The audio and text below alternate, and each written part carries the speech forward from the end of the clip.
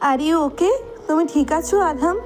Adham আমি মুয়াজ। ঠোঁট কামড়ে চোখ ছোড়া বন্ধ করে নেয় আধাম। বন্ধ চোখের পাতা বেয়ে নোনা জলে জলপ্রপাত নিঃসৃত হয়।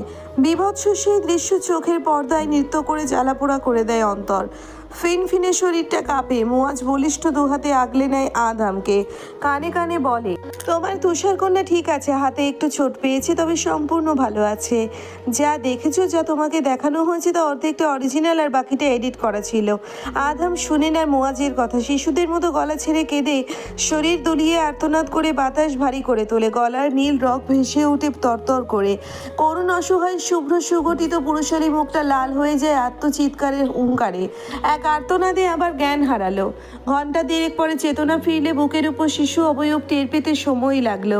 ছোট্ট ছানাটা দুহাতে পিতার গলা জড়িয়ে গুঙিয়ে গুঙিয়ে কাঁদছে। আধাম মাথা চেপে ধরে কন্যার পাতলা দেহটা আরও আগলে নেয় নিজের সাথে। আর্মড ফোর্সেস মেডিকেলের একটি কক্ষে তার অবস্থান। মাথাটা ঝিমঝিম করছে ব্যথা আর নিরাশার প্রতিফলনে। পাপটি কাঁদতে কাঁদতে পিতার গলায় ঝুলে পড়ল এবং ভাঙা ভাঙা গলায় বলে উঠল, পাপা পাপা। আধাম এটাকেও হ্যালুসিনেশন ভেবে সাড়া দিতে পারল না আদরের কন্যার ডাকে। পাপটি অস্থির হয়ে বাবার দুগালে ব্যান্ডেজ করা হাত রেখে ভেজা গলায় বলল, আমার ভালো লাগে না পাপা, প্লিজ বাড়িতে চলো, তোমাকে ছাড়া কিছুই ভালো লাগে না, আমি খুব স্যাড পাপা। আধাম বড় বড় শ্বাস নিঃশ্বাস ফেলে উদ্ভ্রান্ত হয়ে আশেপাশে তাকায়। মুয়াজকে দেখে ঠোঁট ভেঙে কেঁদে পড়ল, এটা বাস্তব নাকি কল্পনা? বাস্তব। তাহলে ওটা কি ছিল? লিয়ামের হাতে সামুরাই তরবারি। রক্তস্রোত, বিচ্ছিন্ন বিচ্ছিন্ন হাত বেজে বেজে সম্পূর্ণ করলো কথাটা। বুক ছিঁড়ে বেজে যাচ্ছে কাটা হাত উচ্চারণ করতে। মুয়াজ অমায়িক হেসে পাশে দাঁড়িয়ে বলল, লিয়াম সত্যি সত্যি তোমার মেয়ের হাত কেটেছে। ভালো করে দেখো, বাপরির হাতে কয়টা ব্যান্ডেজ করা। হাতের তালুতে এর একটু উপরে এবং কনুইয়ের 1 ইঞ্চি নিচে 3বার নরম চামড়া কেটেছে, কিন্তু সম্পূর্ণ হাত বিচ্ছিন্ন করা হয়নি। লিয়াম একজন সাইকো, তা ভুলে গিয়েছো? ও ধাপে ধাপে কষ্ট দিতে পছন্দ করে, পদে পদে শারীরিক যন্ত্রণা দিতে ভালোবাসে। তোমার মেয়েকে এমনভাবে যন্ত্রণা দিতে চেয়ে ব্যর্থ হয়েছে পূর্ণর কারণে। 3বার এভাবে হাতের চামড়ায় আঘাত করার পর পূর্ণ থুতু মারে লিয়ামের গায়ে। বিক্ষিপ্ত মেজাজে লিয়াম কান্না করা পাপড়িকে ছেড়ে পূর্ণকে ধরতে নিলেই তোমার বাচাল ছেলে লাথি বসিয়ে দেয় লিয়ামকে। বুক ছিঁড়ে যাচ্ছে কাটা হাত উচ্চারণ করতে। মুয়াজ অমায়িক হেসে পাশে দাঁড়িয়ে বলল, লিয়াম সত্যি সত্যি তোমার মেয়ের হাত কেটেছে। ভালো করে দেখো, বাপরির হাতে কয়টা ব্যান্ডেজ করা। হাতের তালুতে এর একটু উপরে এবং কনুইয়ের 1 ইঞ্চি নিচে 3বার নরম চামড়া কেটেছে, কিন্তু সম্পূর্ণ হাত বিচ্ছিন্ন করা হয়নি। লিয়াম একজন সাইকো, তা ভুলে গিয়েছো? ও ধাপে ধাপে কষ্ট দিতে পছন্দ করে, পদে পদে শারীরিক যন্ত্রণা দিতে ভালোবাসে। তোমার মেয়েকে এমনভাবে যন্ত্রণা দিতে চেয়ে ব্যর্থ হয়েছে পূর্ণর কারণে। 3বার এভাবে হাতের চামড়ায় আঘাত করার পর পূর্ণ থুতু মারে লিয়ামের গায়ে। বিক্ষিপ্ত মেজাজে লিয়াম কান্না করা পাপড়িকে ছেড়ে পূর্ণকে ধরতে নিলেই তোমার বাচাল ছেলে লাথি বসিয়ে দেয় লিয়ামকে। ক্ষিপ্ত হয়ে সাইকোটা পূর্ণকে চড় লাগিয়ে দেওয়ার পর ভ্যা ভ্যা করে কেঁদে তোমার কুট্টুস অশ্রাব্য গালি দিয়ে চুল টেনে ধরে লিয়ামের। পাপড়ি রক্তমাখা হাত নিয়ে ওর মায়ের কাছে ছুটে যায়। তোমার অর্ধাঙ্গিনী মেয়ের অবস্থা দেখে আতকে ওঠে এবং হুঁশ জ্ঞান হারিয়ে দ্রুত পাপড়িকে কোলে নিয়ে লিভিং রুমে আসতে নিলেই সিজারের কাটা স্থানে বাজেভাবে চোট পেয়েছে। পাপড়ির রক্তমাখা হাত বুকে চেপে রেখে ভয়ার্ত জননী পূর্ণকে লিয়ামের হাত থেকে উদ্ধার করতে সামর্থ্য হয়নি। পেটের ব্যথায় সোফায় হেলান দিয়ে বসে পড়ে। লিটল প্রিন্স চর খেয়ে মায়ের কাছে আসতে নিলেই কাচের প্লেটে পড়ে পেটে ব্যথা পেয়েছে। একটুখানি কাঁচ পেটে গেঁথে গিয়েছে, বেশি না অল্প। ওরা মা ছেলের কাটা পেট নিয়ে হসপিটালে ভর্তি। তোমার বেগতিক অবস্থা দেখে পাপড়িকে এখানে নিয়ে এসেছে জ্যাকসন আঙ্কেল। মৌখিকভাবে বললে তো বিশ্বাস করবে না, তাই নিজের চোখেই দেখো। আধামের মাথার তালু ফেটে যাওয়াই অবস্থা হচ্ছে। এত কিছু নেওয়া যাচ্ছে না। মুয়াজ হেসে আরো বলল, লিয়াম তোমার স্নো কুইনের উপর মারাত্মক ক্রাশ খেয়েছে। তোমার বউ অপসরা না হলে সত্যি সত্যি লিয়াম ওদের মা মেয়ের হাত কেটে ফেলতো। পাপড়িকে বক্ষস্থলে ঢুকিয়ে রুদ্ধশ্বাসে জিজ্ঞেস করলো, আধাম আমি ওসব কি দেখছিলাম? ফলের চেলা কুত্তাটা তোমাকে যা দেখিয়েছে তাই দেখেছে। 2 খবিশ একসাথে মিলিত হয়েছে, ক্লারা আর লিয়াম। ওরাই তোমার ছেলে ওই ভিডিও প্লে করেছে। পাপড়ির হাতে তরবারি রাখা পর্যন্তই রিয়েল ছিল, আর বাকিটা এডিট করেছে। তোমার স্ত্রীর অসুস্থতাও রিয়েল। এক বাচ্চাকে কোলে নিয়ে হামাগুড়ি দিয়ে আরেক বাচ্চাকে কোলে নিয়েছে, এটাও রিয়েল। কনুই থেকে হাত কেটে ফেলা, এটাই মিথ্যে শুধু। তোমার ছেলে পূর্ণ এহুসানকে পড়ে গিয়ে আহত হওয়ার আগ পর্যন্ত লিয়ামের সাথে টক্কর দিয়েছে। দুইটা দেশি মুরগি ঠোকাঠুকি লাগলে যেমন লড়াই হয় তেমন লড়াই হয়েছে। পারুক কিংবা না পারুক, তার মুখের স্পেশাল বুলি আর লাথি উষ্টা একদম খাপে খাপ। কি এক ছেলে তোমার, আল্লাহ মাহবুদ। এখন তোমার বউ বাচ্চা সবাই অসুস্থ, তবে পরিপূর্ণ ভালো আছে। ভয় পেও না, তুমি ভিডিওর একটুখানি দেখেই নাজুকভাবে আতঙ্কিত হয়ে পড়েছো, তাই অরিজিনাল আর এডিট করার মাঝের দৃশ্যগুলো অনুমান করতে পারোনি। আসল নকল মিলিয়ে তোমার সম্মুখে ভয়ঙ্কর একটা ভিডিও প্রেজেন্ট করা হয়েছে। এখন থেকে তোমার ছেলে ক্লারাকে যাওয়া নিষেধ করে দিয়েছে। লিয়ামের ব্যবস্থা অচিরেই করা হবে। আধাম নির্বোধ হয়ে মেয়ের দুটো হাত পাশাপাশি একত্রিত করে সহস্র চুমু দিতে লাগলো। উপচে পড়া অপরন্ত খুশির টপ টপ জল পড়ছে কন্যার দুহাতে। পাপড়ির ডান হাতের ব্যান্ডেজটা ভিজতে শুরু হয়েছে পিতার চোখের পানিতে। অবুঝ নয়নে পাপড়ি দেখছে বাবার পাগলামি। মেয়েকে আরেকবার বুকে নিয়ে আলহামদুলিল্লাহ বলতে বলতে তৃতীয়বারের মতো জ্ঞান হারালো বেচারা। তুষার কন্যা ব্যথা পেয়েছে, তবে নির্মমভাবে ক্ষতবিক্ষত হয়নি এবং তুলতুলে হাতটা চিরকালের জন্য হারায়নি। সেই আনন্দে আত্মহারা হয়ে আরেক দফায় অচেতন হলো মানব। পাপড়ি কত ডাকে, তবে উত্তর দিতে পারে না আধাম দেওয়ান। 5 আঙ্গুলের মুষ্টিবদ্ধ থাবা দিয়ে ধরে রেখেছে সোনামণির পিঠটা নিজের সাথে। মোয়াজ হাত বুলিয়ে দেয় পাপড়ির মাথায়। আধামের জীবনে এক ফালি মুখ ফেরত এসেছে স্বীয় কন্যার উপস্থিতিতে। চোখের পানি মুছে পাপড়ি বলে, পাপা ঘুমিয়ে গেছে? আমার সাথে কথা বললো না কেন? আমি হাতে ব্যথা পাই আঙ্কেল, আমি মাম্মার কাছে যাব, পাপাকে নিয়ে যাব আঙ্কেল, আমার কষ্ট হয়।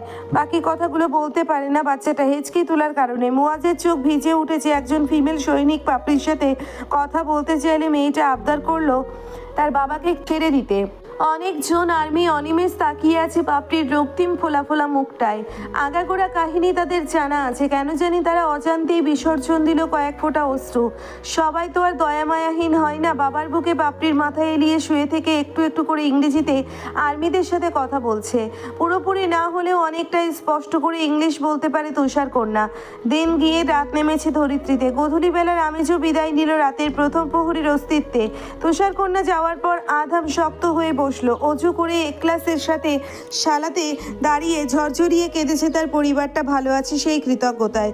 মুখ দিয়ে সুরা বের হতেও সমস্যা হচ্ছে ক্রন্দনের কারণে। অতিমাত্রায় খুশি হওয়ার দরুনে এই অবস্থা হচ্ছে। পাপড়ির ডান হাতটা 20-25 দিনের মাঝেই ঠিক হয়ে যাবে। এরপর মেয়ে আবার আগের মতো সুস্থ একটা জীবনের কাণ্ডারি হবে। আধাম তো কয়েক মুহূর্তের জন্য ভেবে নিয়েছিল মেয়েটা হাতটা বুঝি শরীর থেকে আলাদা হয়ে গিয়েছে। ওই বিভৎস অনুভূতিটা টুকরো টুকরো করে ফেলে কলিজা। আদরের কন্যাকে ভূমিষ্ঠ হওয়ার পর থেকে এই অবধি কতবার হাত থানায় চুমু দিয়েছে তার হিসাব নেই। পাকা মেয়েটা পিতার দুগালে কুট্টি কুট্টি আঙ্গুল বিছিয়ে বলে, বালোবাচি পাপা। ওই হাতটা না থাকলে কে এভাবে আঙ্গুল রেখে বালোবাচি পাপা বলতো? অর্ধেক হস্ত দেখলেই অসুস্থ হয়ে যেত আধাম। নামাজের মাঝে ডুকরে উঠে সে চিকন দেহ আর চিকন হয়েছে অনাহারে থেকে। রোগা একটা পুরুষালী দেহ, উচ্চতা ইয়াব বড় লম্বা, মানুষটাকে জীবন্ত কঙ্কাল দেখা যায়। হাড়গোড় বের হয়ে করুণ অবস্থা। ব্ল্যাক ম্যাজিকে আক্রান্ত হয়ে শারীরিক অবস্থা আরও নাজুক হয়েছে। কান্নার শব্দ পেয়ে হিন্দু ধর্মের একজন মানবিক উদার মধ্যবয়স্ক মহিলা চিন্তিত হয়ে তড়িঘড়ি করে আধামে সেলে আসলেন মিসেস মুখার্জি। আধামকে নামাজরত অবস্থায় কাঁদতে দেখে স্বস্তি পেলেন। সুমিত্রা মুখার্জি একজন লেডি অফিসার। বহু বছর ধরে মার্কিন সেনাবাহিনীতে তার দৃঢ় নেতৃত্ব রয়েছে। ইন্ডিয়ার নাগরিক সুমিত্রা মুখার্জি সপরিবারে নিয়ে আমেরিকায় বসতবাড়ি করেছেন। মানুষ চিনতে তার অভিজ্ঞতা ভালোই প্রখর। প্রথম থেকে ভিএম গ্রুপকে লক্ষ্য করে এসেছেন। আদ্যপ্রান্ত সব জেনে মর্মাহত হওয়া ছাড়া আর কিছুই নেই। আধাম সালাম ফিরিয়ে বিনয়ের সহিত সুধারো, কেমন আছেন আন্টি? দীর্ঘশ্বাস ফেলে উত্তর দিলেন, তোমাকে দেখলে ভালো থাকি না অ্যাডাম। আমার হাতে ক্ষমতা থাকলে তোমাদের 3 জনকে বের হওয়ার ব্যবস্থা করে দিতাম, কিন্তু তোমরা ভিকটিম হয়েও বাজেভাবে ফেসে গেছো। গভর্নমেন্ট তোমাদের সততা জানলেও ছেড়ে দিবে না। জানি আন্টি, কপালে অসহনীয় জ্বালা ছিল তাই সইতে হচ্ছে। সুমিত্রা মুখার্জি শক্ত বেডে বসে বললেন, আমার মতে আমেরিকার একজন এজেন্ট গ্রুপের পরিচালক অন্যান্য দেশের রাষ্ট্রপ্রধানের যোগ্যতা রাখে। সকল এজেন্টদের লিডারের জায়গাটা কোন স্তরে তা তোমাকে বোঝাতে হবে না। চার্লস আর পল পার্লামেন্টের সদস্য, তাদেরকে তোমরা গুম করে মার্ডার করেছো এবং এমন কিছু কোড নম্বর আর তথ্য উল্টোপাল্টা করেছো যা আকাশচুম্বী অপরাধ এই দেশের কাছে। তারপর প্রতিদিন রাতে জেলের সব কিছু হ্যাক করা নিয়েও খেপে গেছে সবাই। তোমাদের গ্রুপটাকে যেই পরিমাণ নির্যাতন করা হয়েছে তা চাপা দিয়ে রাখবে ইচ্ছে করে আর প্রকাশ করবে তোমাদের দোষগুলো। কেন তোমরা একটা গ্যাং হয়ে প্রতিশোধ নিয়েছো সেটা পাত্তাই দিবে না ওরা। কুখ্যাত কমিউনিস্ট টেরোরিস্ট হিসেবে গণ্য করা হবে তোমাদেরকে। আমি বিস্মিত হচ্ছি বাল্য সমবয়সী সাইকোদের ক্যারেক্টার নিয়ে। কিভাবে ওরা পাপিয়া আত্মা গোপন রেখে দীর্ঘ বছর ভদ্রবয়সী মুখোশ পড়ে থাকলো। আধাম মাথা নাড়িয়ে বলল, জানেন আন্টি, কিছু কষ্ট আমরা মানুষেরা নিজেরাই ডেকে আনি। চার্লস আর হেনরিকে মেরে পলকে ওভাবেই ছেড়ে দিতাম, তাহলে এই কাহিনী আর ঘটে না। পল অত্যন্ত অনুশোচনায় ছিল। অনুশোচনার চেয়ে দুঃখ আর কি হতে পারে? মুয়াজ ভাই আমাকে অসংখ্যবার সতর্ক করেছে, আধাম তুমি আগুন নিয়ে খেলছো, আগুন ছড়িয়ে গেলে তোমাকেই আগে পুড়াবে।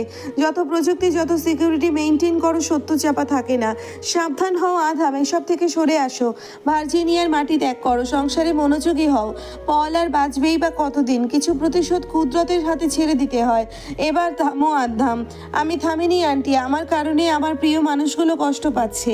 এক থই থই করে জ্যোৎস্না মাখা পূর্ণিমা রাতে বাপ ভাই মাকে হারিয়ে রিভেঞ্জ নিতে গিয়ে আরেক রাতে একসাথে হারলাম বুবু আর ছোট মেয়েকে। আমার আর একটা মেয়ে হয়েছিল আন্টি, জানেন তো সব। আর আজকে কাটাকাটি নিয়ে কি সন্তানেরা হসপিটালে পড়ে আছে। আমি কত মানুষকে চিকিৎসা সেবা প্রদান করি, আর এখন নিজের কাছের মানুষদের চিকিৎসা দিতে পারছি না। আমার অর্ধাঙ্গিনী আর ছেলেটার কাটা পেট নিয়ে একলা পড়ে আছে। আমার মতো কি আর কেউ করতে পারবে না? কিভাবে বিশ্লেষণ করব সীমাহীন যাতনা? মুয়াজ ভাই এমনও বলেছিল, নিজের জীবনে সুখী হলে বাইরের মানুষকে দেখাতে নেই, বদনজর লাগে। আমি পলকে উস্কানি দিয়েছি স্ত্রীর সাথে হাসি খুশি ভিডিও পাঠিয়ে। তখনই পল ওর পালিত কুকুর লিয়ামকে নির্দেশ দিয়েছে স্নো কুইন আর স্নো হোয়াইটের হাত কাটতে। কত ভুল আমি করলাম। হতাশ হয়ে পড়ে আধাম। কিছু মনে করো না অ্যাডাম, একটা কথা বলি। জি আন্টি বলুন। তোমার মেয়েকে তুষারকন্যা কেন বলো? সে তুষারপাতে জন্ম হয়েছে। তুষারকন্যা ডাকার এটাই একমাত্র কারণ?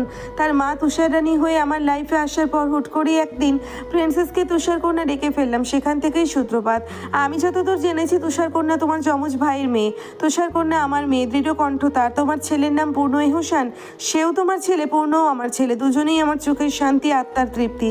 আর তাদের মা অর্থাৎ স্নো কুইন, সে তোমার জন্য কি? লজ্জিত হয়ে আধাম চিবুক নত করে ফেললো।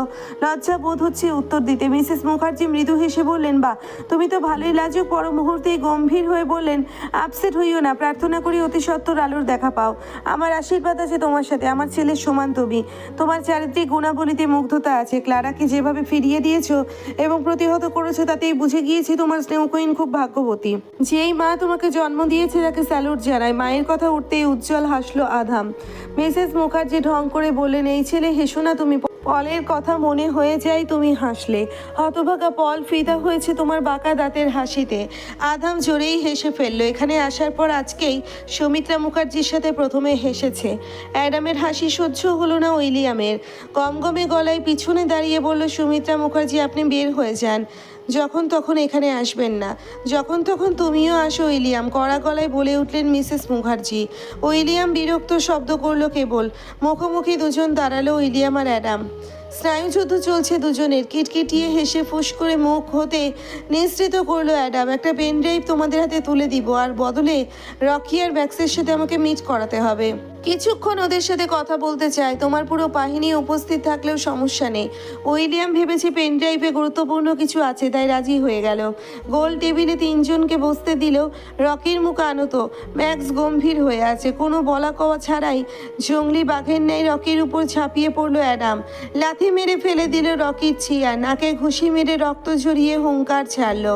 ম্যাক্স বোকা হয়ে তাকিয়ে আছে। রকি টালমাটাল হয়ে সামলাতে পারছে না অ্যাডামকে প্রতিহত করতে। পরিশেষে ম্যাক্স থামালো অ্যাডামকে। অজগরের মতো হিস হিস করে ক্রোধ নিয়ে রকির উদ্দেশ্যে বলছে, আসলেই তুমি একটা লুজার, তুমি একটা অপদার্থ, আজ তো একটা অকেজো তুমি। এই ম্যাক্স শোনো, কাইলিকে এই অপদার্থের সাথে বিয়ে দিবে না। ধূপধাম করে ওর চোখের সামনে আরেকজনের সাথে বিয়ে দিবে কাইলিকে। সুইসাইড করার সিদ্ধান্ত যে নেয় সে আমার বন্ধু হতে পারে না। ও মরে গিয়ে নিজেকে উদ্ধার করতে চেয়েছে। মরলেই সব উদ্ধার হয়ে যায়? নিজের জীবন নিজে নিলেই সব ঠিক হয়ে যাবে?